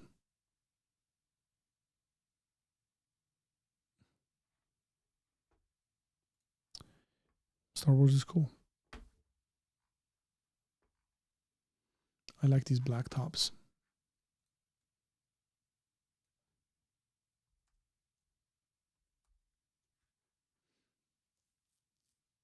Yeah, so this is the rumor of what the tops are going to look like. The crazy thing is that there might be like this teal colored top. This is the rumor, you guys. This is what it might look like. And the crazy thing that Adidas is doing that's very interesting to me is each one of the tops is going to have a different logo that Liverpool has used throughout their history, which I think is very interesting. I like this. This one's nice and old. I like this white top. I used to have a white top. I ruined it quickly. Fine-tuning arguments. Man, you got to write a book, Jerome. You got to write a book arguing for the existence of God, bro. Should Star Wars just quit trying to move the timeline forward after the last flop of a trilogy? Yeah, I don't know. The whole fandom is watching. I don't know. I wasn't, like, the last trilogy was like, whatever. Maybe. But it seems like they're doing a lot of other stuff, the side stories that I think are doing well with people. I'm not going to count that as a question. I'll count this one as a question. John 17.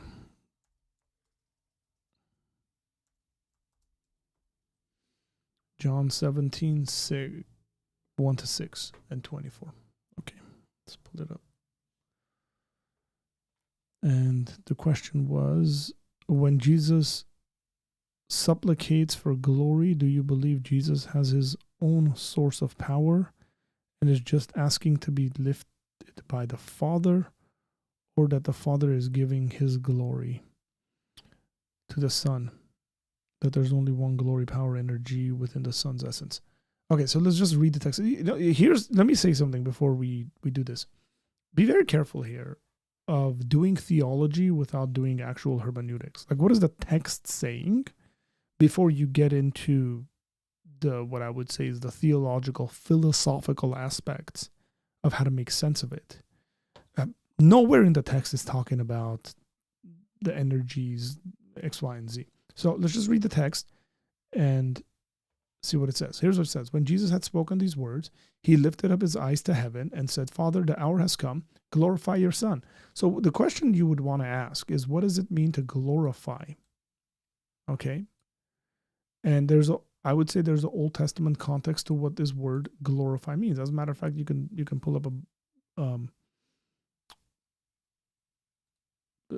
a word study on it. You can look at it within the Old Testament context of what glorifying means. Now here, this word glorify means praise, right? As a matter of fact, if we do a word study search here, you get glorify, right? Here, glorify or praise translated majority of the time, 48 out of the 61 times in the New Testament, okay, is the word glorify, but sometimes glory, praise, or honor, okay, same word. For although they knew God, they did not honor him, or they didn't glorify him. This is Romans 1:21.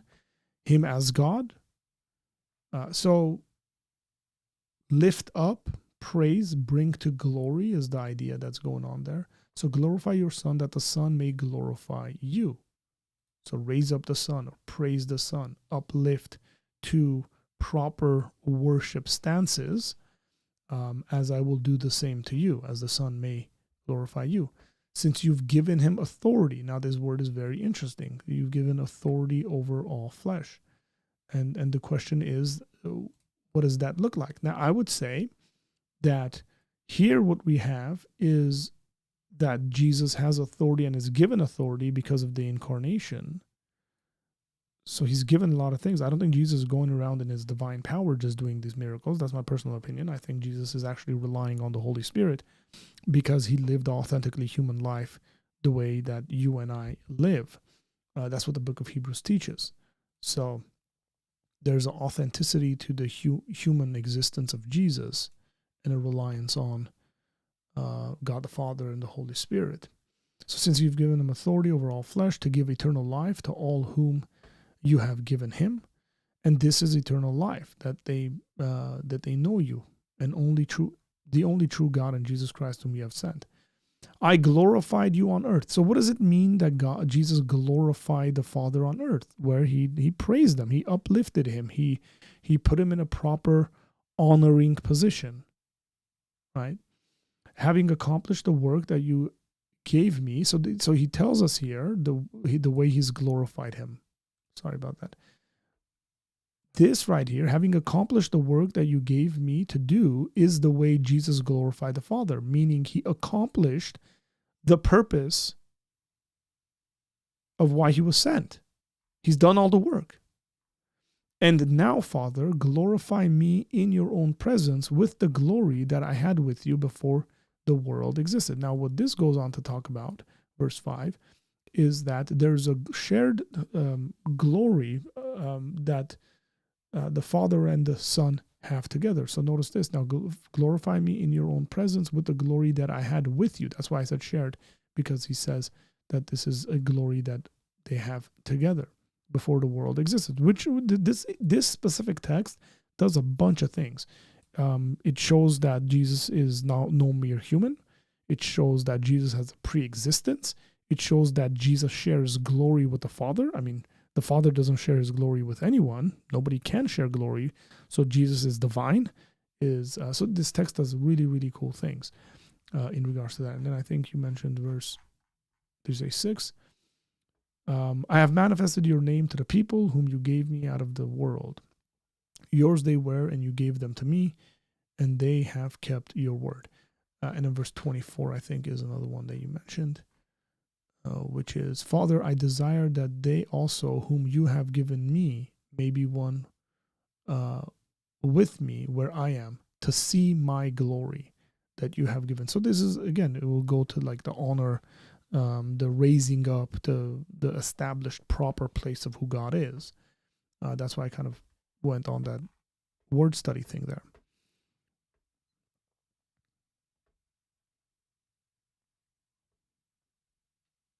Yet you're using the word essence here. I think that I'm a bit uncomfortable with the way you're using this word essence. So within a Trinitarian understanding, the Father, the word essence and nature being synonymous there,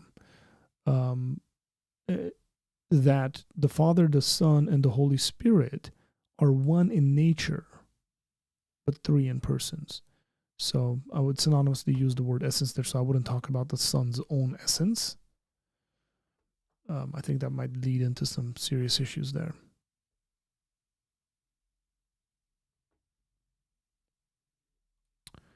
Someone very close to me said, I don't have to think the way you do to be a Christian. Okay. I mean, you don't. Or the right way of doing things as a Christian. They said for them, as long as they believe in God and go. Yeah, that's just not true. Look, they don't have to think the way I think or the way you think, but they have to think the way God thinks, and the way we know what God thinks and the way God thinks is what's in the Bible. So, yes, there are secondary issues we can disagree on, but there's definitely primary issues. Like, so if somebody denies Jesus being God, they can't be Christians. If they deny the Trinity, they're not Christians. So that's a cop-out, very simply put. I would say to that someone, you're saying that because you don't know what Christianity actually teaches. That is a very likely reason why they're saying that, is because they're unaware of what Christianity teaches, and they have their own opinions on all sorts of stuff about God, and they don't want to be caught exposed. In the Didache Book of Doctrine, infant baptism is apparently mentioned. It is. I'm currently slowly reading through it. Does that give more weight to cradle baptism? How and why not? So I have a theory about baptism, why they're doing it to infants, because I don't think it's taught in the New Testament. I think the reason why you would have seen this happening in the early church is because of identity. Okay, and you have a pagan culture where the parents become Christians, and what are the Christians now? What are their children now? Are their children Roman pagans, or are they Christians? And so it becomes an identifying marker. Baptism and baptism is an identifying marker for Christians. But the reason why they start baptizing very early on there. So I kind of think and feel like it is a development from a cultural necessity to stand apart from the rest of culture, that we and our families and our children are different than the rest of culture. And so that's partly why you're seeing this. And you'll see this in some places across the world still today.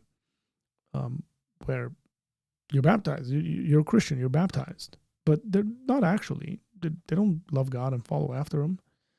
As a matter of fact, they are completely on the other side of what that looks like. I know many, many, many, many, many, many, many, many, many people like that. I was one of those people. So, but that's just kind of my 2 cents on that. So similar to Coptic and Messianic Jewish tattoos. That's a really good comparison. I hadn't thought about that, but yeah, that would be very interesting comparison there.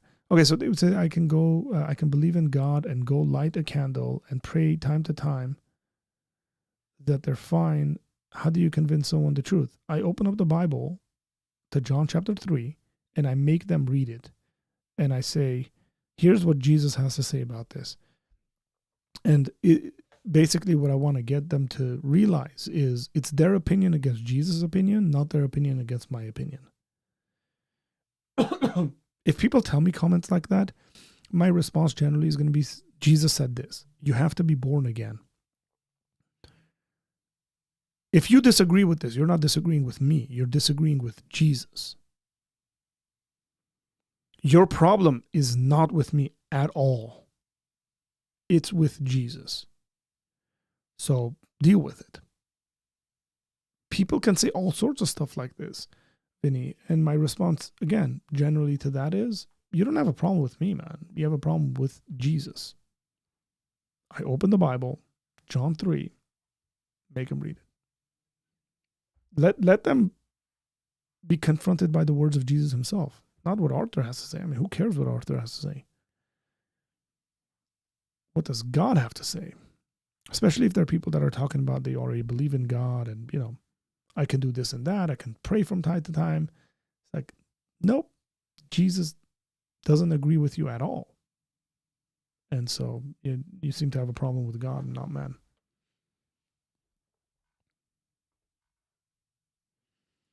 In regards to baptism, if the man was baptized in that time, would the entire household do it? Wouldn't it be that in the culture, they wouldn't have just done it individually? So Ivan, maybe, and we have historical evidence of this, of like nations, where nations, the king becomes a believer and the nation becomes a believer. So the examples we get in the Bible of like he and his entire household got baptized, I think there's a lot of reading in between the lines to include, infants in that. Predominantly, like if you look at the Acts passage, and Cornelius and his household, here it is, and they start speaking in tongues. My question has always been, are infants sitting there and speaking in tongues? Do you have like a 5-month-old who's speaking in tongues there? And I don't think that, it seems like these are individuals who have gathered together to listen and understand what Peter has to say. And so they're of age. Now, again, it could be culturally. It's like, well, the head of the family became a believer, so therefore we're like, it would have been maybe a cultural reading of that, and then they start baptizing their kids as well. Maybe you can read that into the Old Testament. And people do in regards to Abraham gets circumcised and everybody in his household gets circumcised because of Abraham. So those are the ways to think about it. This is why I'm more sympathetic towards like a Protestant infant baptism, though I don't believe in it, but I'm more sympathetic towards it in regards to like it's a covenantal symbol for your family rather than Orthodox or Catholic understanding of like regeneration happening at baptism. The Reformed folk have a more nuanced idea of like covenantal connection, and baptism is a covenantal thing, not a salvific thing. They distinguish between those two things. I think maybe the argument is strong on that side.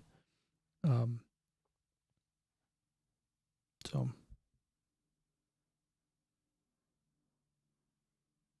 The babies can talk. Sure, okay. It depends how old the babies are. Okay, guys, I want to preserve my voice. I'm going to do a lot more talking today. My son's got a tournament tomorrow. I'm probably going to be doing a bunch of yelling tomorrow. There's also the Champions League final happening tomorrow as well. So when I drink my tea, preserve stuff, I got some work to do. It's been a pleasure, guys. It really has been a pleasure hanging out with you guys and doing this and answering some questions. Where are we at? Where are we at when it comes to the leaderboard? Let's pull it up before we say bye and hit our 2-hour mark. Where are we at?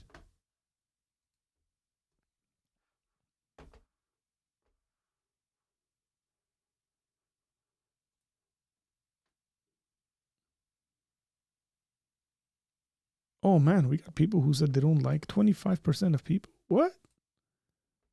Who are you guys? 12 votes?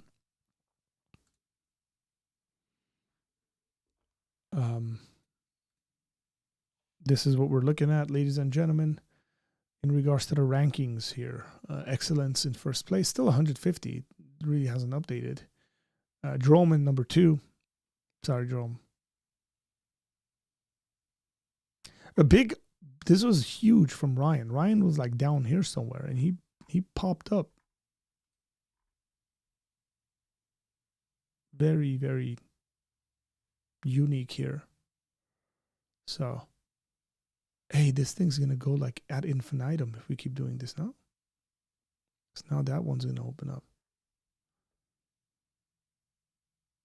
Yep. Look at that. It keeps going. It's going to keep opening up. I say baptism saves, but in the sense that baptism is in keeping with sanctification towards final total salvation. Not true Christians should deny baptism. Yeah, no true Christian should deny baptism. Amen to that. Yeah, that's pretty sus. I would agree with that. Christians need to get baptized. Infinite windows.